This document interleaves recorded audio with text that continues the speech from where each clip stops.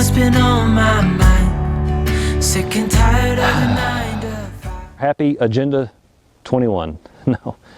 Happy New Year, everyone. I want to share with you a perfect moment that I experienced in my life and what made that possible. Something that, like snow, just completely covered over all of the ugliness of the year, all of the violence and the hard feelings that have been coming with what people do without our permission and outside of our control. First of all, that perfect moment that I experienced was almost undescribable. It was a moment without want, without need, without lack. It was a perfect moment in completeness and fullness, at total peace and rest. It was without any stress or feelings in the body, without any rampant thoughts in the mind, without any fear whatsoever. It was a perfect, beautiful, gorgeous moment of pureness that transcends time and space and everything else that's happened in life. And the only reason that that moment could be achieved is because of the systems of support that I've built into my life.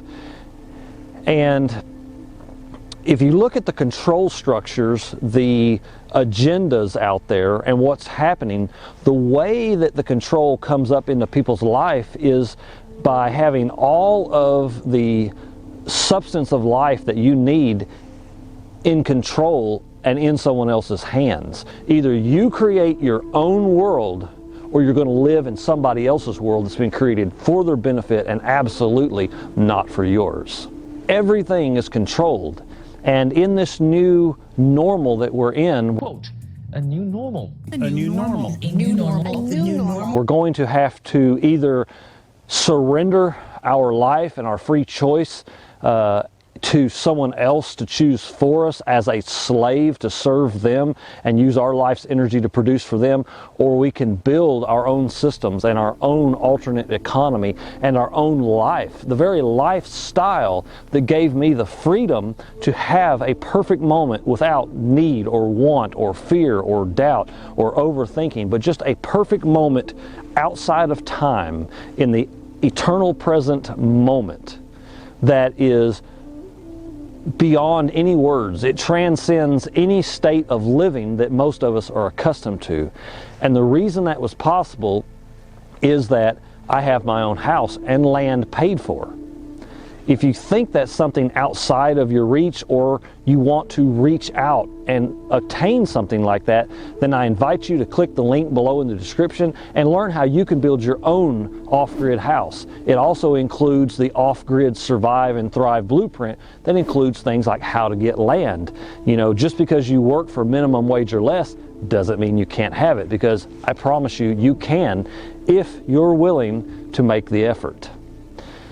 So, by building our own systems of support, we decouple ourselves from everything that binds us, everything that chains us down, that prevents us from having the life that we want, the job that you have to go to make money, to the pursuit of things that break as soon as you buy them, the endless corporate struggle to separate you from your soul and obtain your life's effort.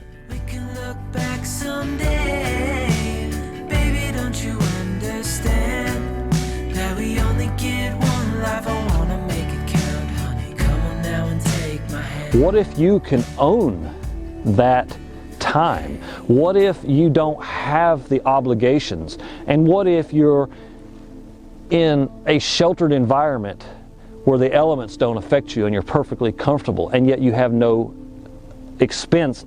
What if you have the food that you need put up, whether in canning jars or dried or in the refrigerators and the freezers, and you've provided it yourself?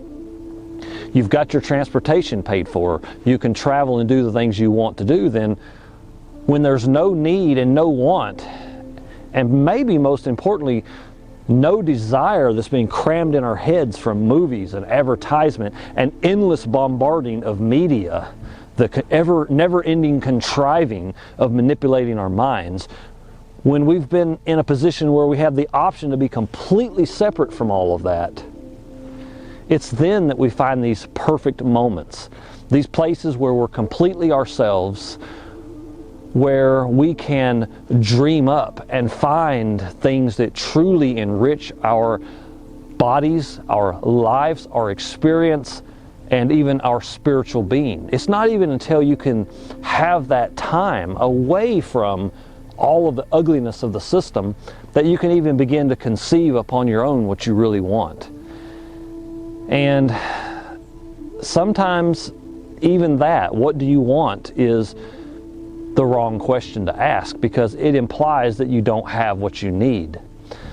So if you truly don't have what you need and you can't provide your own systems and alternative jobs or alternative economic systems with other people, then perhaps you should consider building that lifestyle where you don't have to go do something and you have no need. You can step from where you are now and move forward. And of course, the biggest advantage is going to be obtaining your own piece of land and building your own house, and then providing your food systems that can be mostly automated through a style of aquaponics. So consider the possibility that you too can live in a perfect moment where there's no worry about the past, there's no remembering the past and projecting it onto the future, there's no fear of some imagined future fear. I mean, my whole life I've been told things like, oh, this bad thing's going to happen, they're going to come down on you, you can't do this, you can't do that. Of course I can. And to sit around and listen to fear and what other people tell you you can and can't do, it's always been proven wrong in my life, and it will never lead you to that moment of beauty. So, things to consider for this new year.